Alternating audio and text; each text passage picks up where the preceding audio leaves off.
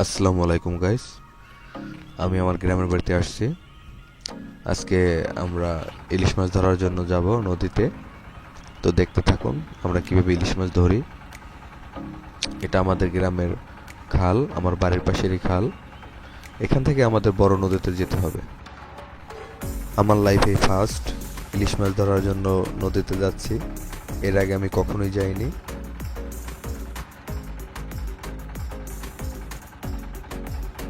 আজকে আমরা 5 জন মিলে মাছ ধরতে যাচ্ছি। দেখবো আজকে কিরকম মাছ পাওয়া যায়।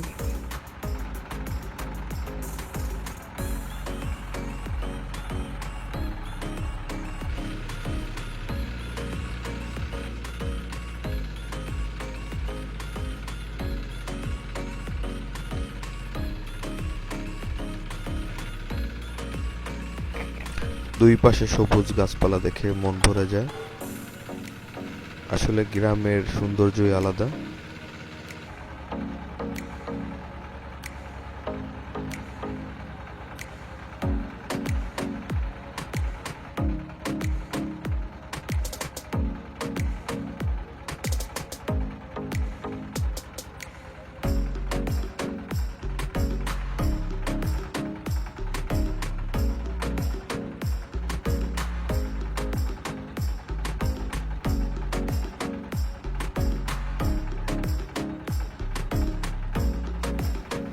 ইলিশ মাছ কম বেশি সব সময় পাওয়া যায়, তবে এপ্রিল থেকে আগস্ট মাস পর্যন্ত ইলিশ মাছ বেশি পাওয়া যায়।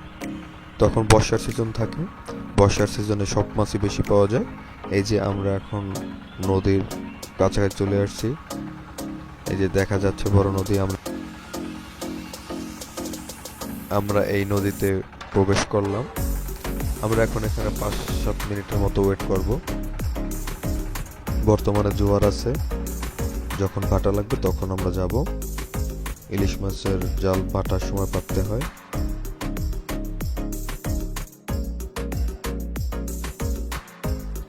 এখন আমরা যাচ্ছি নদীর মাঝখানে, যেখানে ফাঁকা আছে সেখানে জালটা পাতা হবে। ইলিশ মাছের জালটি হলো ভাসা জাল। এখানে আপনার ফ্লুইড এবং মাটির যে চারা, এটা দিয়ে পাতা হয়।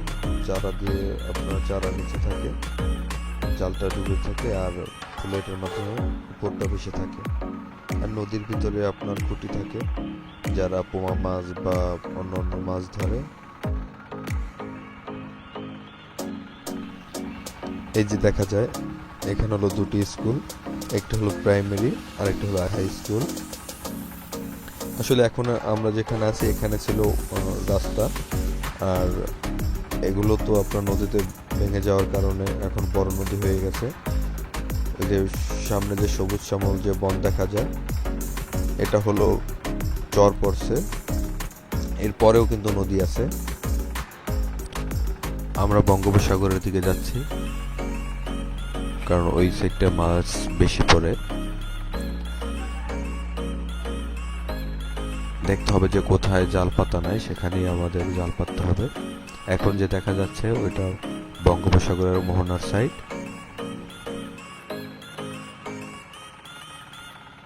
সূর্য আর পানির রিফ্লেকশনে ঝিলমিল ঝিলমিল করতেছে, দেখতেছেন।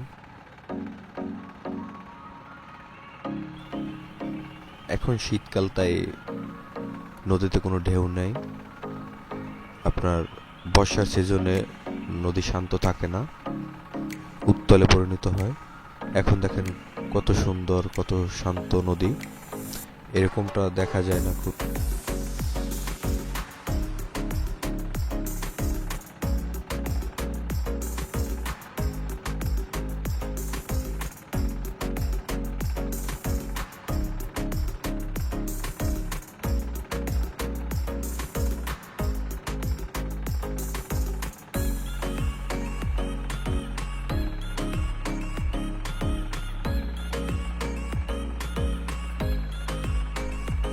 আমরা কাছাকাছি চলে আসছি।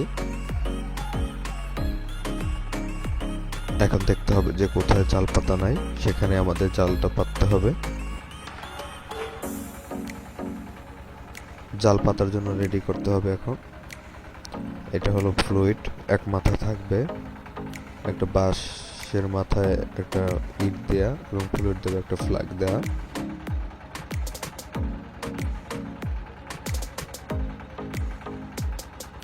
এখান থেকে শুরু হবে আমাদের জাল ফেলানো। আমরা এখন আস্তে আস্তে জাল ফেলাতে ফেলাতে সামনের দিকে চলে যাব। আমরা আছি নদীর মাঝখানে। আমরা জাল ফেলতে ফেলতে এখন নদীর কিনারার দিকে যাব। হিসাব রাখতে হবে জাল যাতে আপনার পেছ না লাগে। আপনারা খেয়াল করতেছেন জাল ফেলানোর সময় ট্রলারটি কিন্তু আস্তে আস্তে চলতেছে, কারণ সুন্দরভাবে জাল ফেললে মাছ জালে ধরা পড়বে বেশি, তাই আমরা আস্তে আস্তে আস্তে আস্তে জাল ফেলতেছি।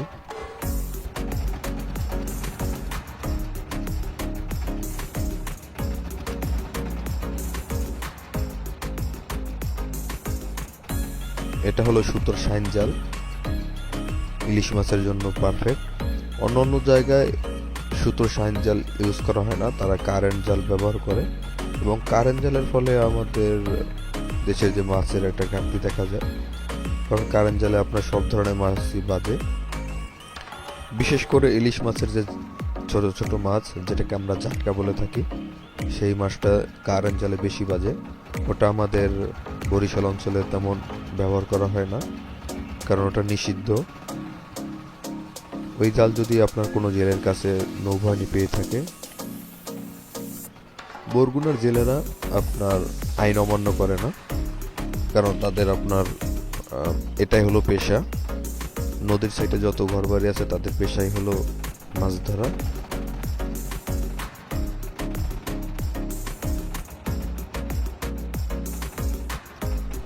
এই যে দেখেন, জাল ফেলার পরে ওই মাটির যে চারাটি আছে সেটি পানির নিচে চলে যায়, আর এই প্লেটগুলো উপরে ভেসে থাকে। এরকমই আপনার লম্বা হয়ে থাকে জালটি। জালটি 1200 মিটারের মতো লম্বা। কারণ আপনারা দেখেন আমরা নদীর মাঝখান থেকে একদম কিনারা পর্যন্ত চলে আসছি। এই যে প্লেটগুলো কিভাবে ভেসে থাকে দেখেন।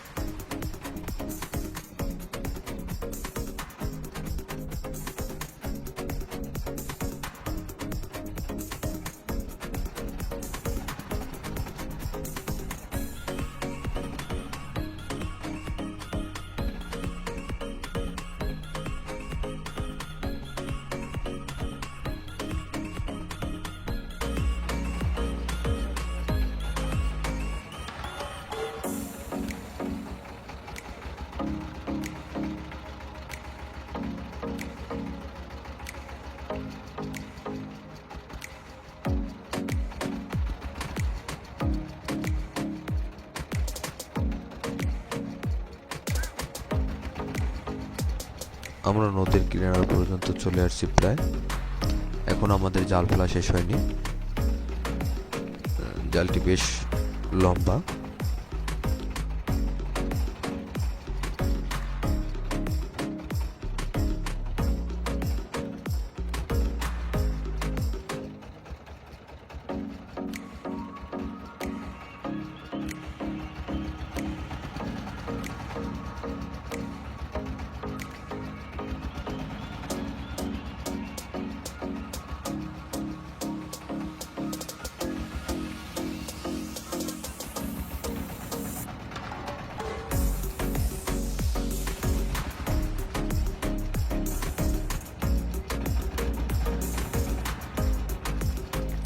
আমাদের জাল ফেলানো প্রায় শেষ। আস্তে আস্তে আমাদের সব জালগুলো ফেলানো শেষ হয়ে গেছে। জাল ফেলানো শেষ হয়ে গেলে আমাদের এখানে ওয়েট করতে হবে, কারণ আপনার জাল আস্তে আস্তে ভেসে নিয়ে বাটার সাথে বঙ্গোপসাগরের দিকে চলে যাবে। তারপরে এই যে আমাদের জাল ফেলানো শেষ, এখন এই রশিটি দিয়ে বেঁধে রাখতে হবে।